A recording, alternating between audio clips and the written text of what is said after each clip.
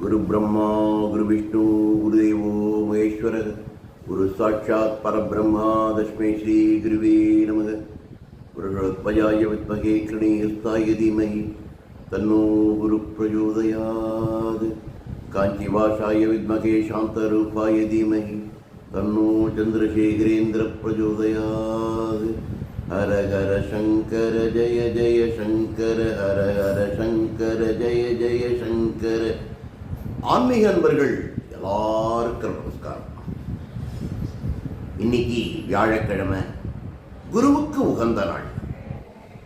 கடந்த 2 வருஷத்துக்கு மேல நம்முடைய பிரத்யட்ச தெய்வம் பூஜ்ய ஸ்ரீ காஞ்சி மகா சுவாமிகள் இன்னைக்கு வரைக்கும் நடத்திட்டு வர பல அற்புதங்களை நான் கேட்டது, பல புத்தகங்களில் படித்ததை ஒரு சிறு கதை வடிவில் உங்கள்கிட்ட சொல்லிட்டு வரேன். கதை வடிவம் தானே தவிர கதை கிடையாது. இன்னைக்கு வரைக்கும் நடந்துட்டு இருக்கு. நம்ம கண்ணால் பார்க்கலாம், காதால் கேட்கலாம். புரியுதா? அந்த வகையில் பல வருஷத்துக்கு முன்னால் காஞ்சிபுரத்தில் வந்து ஒரு அற்புதத்தை தான் சொல்ல போறேன். விரிவா காஞ்சிபுரத்தில் தங்கியிருக்காங்க. ஏகாந்தமான தரிசனம் கொடுத்துட்டு இருக்கா எல்லாருக்கும். அன்னைக்கு அந்த ஒரு பெரிய கூட்டம் கிடையாது. மணி 12 ஆயிருக்கும். அப்ப ஒரு மார்வாடி குடும்பம் வந்திருக்கு மடத்துக்கு, ஸ்ரீமடத்துக்கு வந்து பெரியவாளை தரிசிக்கிறதுக்காக வந்திருக்கு. கூட்டம் அதிகமாக கிடையாது, கொஞ்சம் கொஞ்சமாக கூட்டம் நகர்ந்துன்னு இருக்கு. மார்வாடி குடும்பத்தோட டைம் வந்துருக்கு. வந்து அவன் நமஸ்காரம் பண்றான். பெரியவாள் நமஸ்காரம் பண்ணிட்டு பெரியவாள்கிட்ட மார்வாடி சொல்றான், பெரியவாள் அந்த மாதிரி வடநாட்டிலேருந்து வரேன், பல கோயில்களை தரிசிக்கணும்னு வந்தேன். காஞ்சிபுரம் காமாட்சி அம்மன் கோயிலுக்கும் போனேன், அங்கே நட சாத்தி விட்டார்.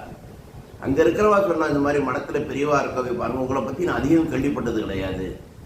ஆனால் உங்களை இங்கே பார்த்து நமஸ்காரம் பண்ணிட்டு இருந்திருக்கும் போது ஒரு தேஜஸ் எனக்கு மனசில் ஏதோ பண்ணுறது, என்ன பண்ணுறதுன்னு தெரில, அவ்வளோ ஒரு சந்தோஷமாக இருக்குது. உங்களுக்கு ஏதாவது கைங்கரியம் பண்ணணும்னு மனசு தோன்றது அப்படின்னு சொல்லியிருக்கார். யார்? இந்த மார்வாடி.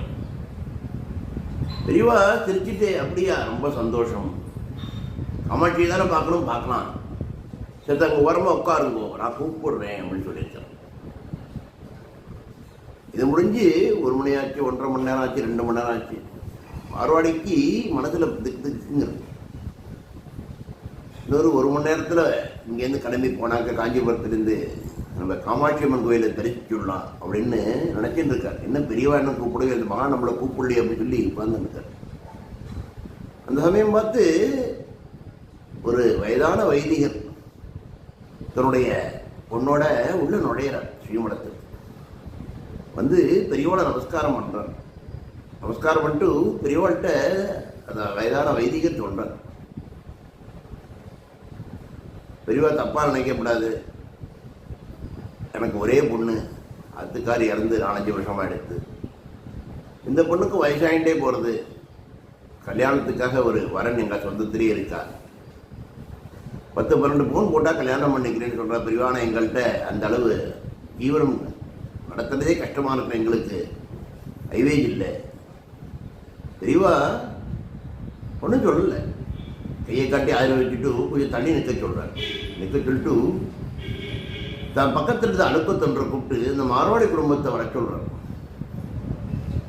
அவளுக்கு ஒரே சந்தோஷம், மகா நம்மளை கூப்பிட்றாரு அப்படின்னு சொல்லி மார்வாடிகிட்ட கூப்பிட்டு பெரியவா சொல்கிறார், நீ காமாட்சிக்கு உண்டியலில் போடணும்னு சொல்லி ஒரு 13 பவுன் நகை கொண்டு வந்திருக்கியே, அதை இந்த பொண்ணுகிட்ட கொடு அப்படிங்கிற.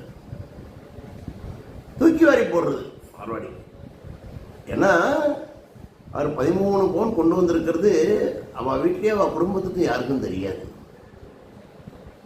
எல்லாமே சின்ன சின்ன நகைகளாக காப்போம், நரைப்போம், 3 கிராம் 4 கிராம் சேர்த்து 13 பவுன் சின்ன ஒரு மூட்டையில் கட்டி பையில, சுருக்க பையில கட்டி பெட்டியில் வச்சிருந்தார்.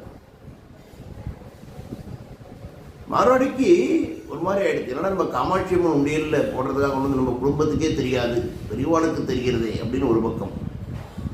இன்னொரு பக்கம் உண்டியலில் போட வேண்டிய இந்த பொண்ணுக்கு கொடுக்க சொல்கிறாளே அப்படின்னு கிளேசம் ஒரு பக்கம். 2 பேர். பெரியவா அதை நல்லா உணர்ந்தவா. பெரியவா உடனே இந்த மார்வாடிகிட்ட கேட்குறார், என்ன உண்டியலில் போடுறதுக்காக கொண்டு வந்து இந்த பொண்ணுகிட்ட கொண்டு வந்து தர சொல்கிறேனே அப்படின்னு பார்க்குறியாளா அப்படின்னு கேட்குறாரு. தலையை ஆட்டிண்டு ஆமோதிக்கிற மாதிரி சொல்கிறார் அந்த மார்வாடி. பெரியவா அந்த பொண்ணை கூப்பிட்டு, இவ எல்லாருக்கும், இந்த பக்கத்தில் உள்ள எல்லாருக்கும் ஒரு 20-30 பேர் இருந்திருப்பாங்க, கேட்குற மாதிரி உன்னோட பேரை உறக்க சொல்லி சத்தமாக சொல்லுங்கிறார். அந்த பொண்ணு காமாட்சி அப்படிங்கிறார்.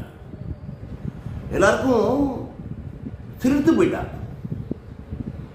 ஏன்னா அந்த ஏழை வைதிகர் இந்த பொண்ணோட நுழைஞ்சதுலேருந்து அந்த பொண்ணோ அந்த வைதிகரோ தன்னுடைய பேரை சொல்லவே இல்லை. பெரியவாளுக்கு இது எப்படி தெரியும்? அந்த பொண்ணு பேர் காமாட்சிங்கிறது பெரியவா எப்படி தெரியுங்கண்ணா? அதே மாதிரி 13 பவுன் தான் கரெக்டாக கொண்டு வந்து உண்டியலில் போடணும்னு அப்படின்னு மார்வாடி வச்சிருந்தது பெரியவாளுக்கு எப்படி தெரியும்? எல்லாரும் மெய்சில் எடுத்து போயிட்டார். ஒன்றுமே சொல்ல முடியல இந்த மார்வாடி. ஆனந்த கண்ணீர் தாரதாரியாக ஊத்துறது. தன்னுடைய 13 பவுன் நகையை எடுத்துட்டு வந்தார் உண்டியல் போட. அதை பெரியவாள்கிட்ட அந்த முயற்சிட்டு சமர்ப்பிச்சு, உங்கள் கையால் ஆசீர்வாதம் பண்ணி கொடுங்க பெரியவா அப்படிங்கிறார். பெரியவா அந்த தட்டை தொட்டுட்டு அந்த வைதிகர் அந்த பொண்ணை சொல்கிறான், 2 பேரையும் எடுத்துக்கோங்க. ஏன்னா இது எப்படி தெரியும் பெரியவாளுக்கு? சாட்சாத் பெரியவா தான் பரமேஸ்வரன் தான் பெரியவா. புரியுறதா? அதில் யாருக்கும் எந்த ஒரு ஐயப்பாடுமே இருக்கவே கூடாது. ஏன்னா பெரியவா முக்காலம் வந்தவர், நம்மளுடைய வாழ்ந்து கொண்டிருப்போம். இன்னைக்கு நம்மளோட வாழ்ந்துட்டு இருக்கா பெரியவா. நம்ம சதாசர்வகாலம் பெரியவோட ஸ்மரணையாக இருந்தாலே போகிறோம். உண்மையான பக்தி கொண்டா போகணும். அவர் இன்னும் பல அற்புதங்களை நடத்திட்டு வந்துருக்கார் அப்படிங்கிறது உங்கள் எல்லாருக்குமே தெரியும். இந்த ஒரு நிகழ்வில் செஞ்சதுக்கப்புறம் மார்வாடிக்கு பயங்கரமான ஒரு சந்தோஷம். அந்த வைதிகா குடும்பத்துக்கும் நல்ல சந்தோஷம். மார்வாடிக்கு நல்ல புண்ணியம் தெய்வா மூலமாக கிடைக்கிறது.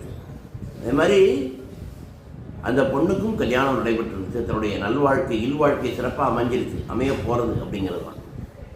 அதுக்கப்புறமா அந்த 2 குடும்பமும், மார்வாடி குடும்பம் இவா குடும்பமும் பெரியவாளை நமஸ்காரம் பண்ணிட்டு பெரியவா ஆசீர்வதித்து பிரசாதங்கள் கொடுத்து அனுப்புகிறார்.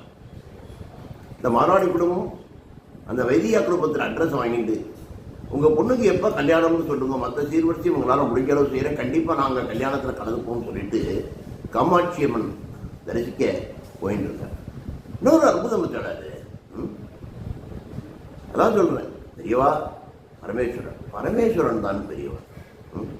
இதை மறக்காமல் நல்லபடியாக நடத்தி கொடுப்போம். பெரியவா ஜெயந்தி, சங்கர ஜெயந்தி எல்லாம் வர மாதங்களில் வர இருக்குது. அது எல்லாத்தையும் மிகச்சிறப்பாக ஞானசுதா நடத்திட்டு வராங்க கும்பகோணத்தில். அதில் தாங்களும் பங்கு பெற்று தங்களுடைய கைங்கரியமும் அதில் இருக்கணும் அப்படின்னு நினைக்கிண்டு, அதற்கான சிறு உதவிகளாக இருந்தாலும் நீங்கள் செஞ்சு மிகச்சிறப்பாக அந்த வைபவத்தை நடைபெற்றணும்னு கேட்டுண்டு மற்றும் ஒரு அழகிய அற்புதத்தில் அடுத்த வாரம் சந்திக்கிறேன்.